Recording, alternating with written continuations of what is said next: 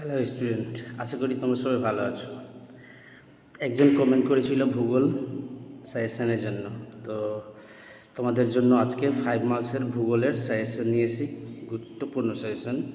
আর যে সাজেশনটা এনেছি, যে কোশ্চেনগুলো এনেছি, এই কোশ্চেনগুলো তোমরা পড়লে এখান থেকে 100% কমন পেয়ে যাবে। তো তোমাদের এক্সামে ভূগোলে 5 মার্কসের 8টা কোশ্চেন আসবে, লিখতে হবে 4টা।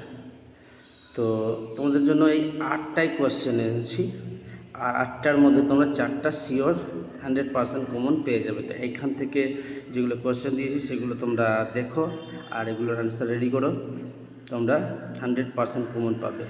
8টা 5 মার্কসের কোশ্চেন দেবো, তোমরা 4টে 100% এখান থেকে কমন পেয়ে যাবে। তো যেগুলো কোশ্চেন দিয়েছি তো দেখে নাও, খুবই গুরুত্বপূর্ণ কোশ্চেন।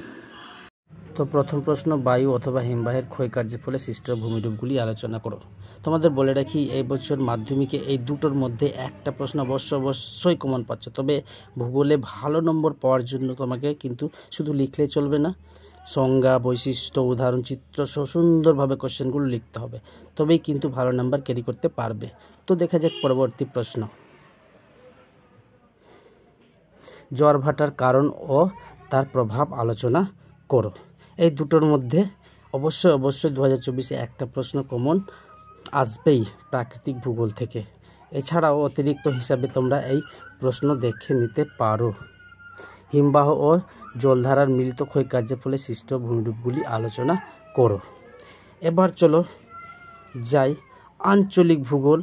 আঞ্চলিক ভূগোল থেকে এবছর মোস্ট ইম্পর্ট্যান্ট দুটো প্রশ্ন আমি তোমাদের সামনে তুলে ধরব। ওখান থেকেই তোমরা কমন পাবে, এবং অতিরিক্ত হিসাবে একটা প্রশ্ন আমি তোমাদের কাছে বলবো। এই প্রশ্নের মধ্যে কিন্তু তোমাদের অবশ্যই কমন থাকবে আঞ্চলিক ভূগোল থেকে।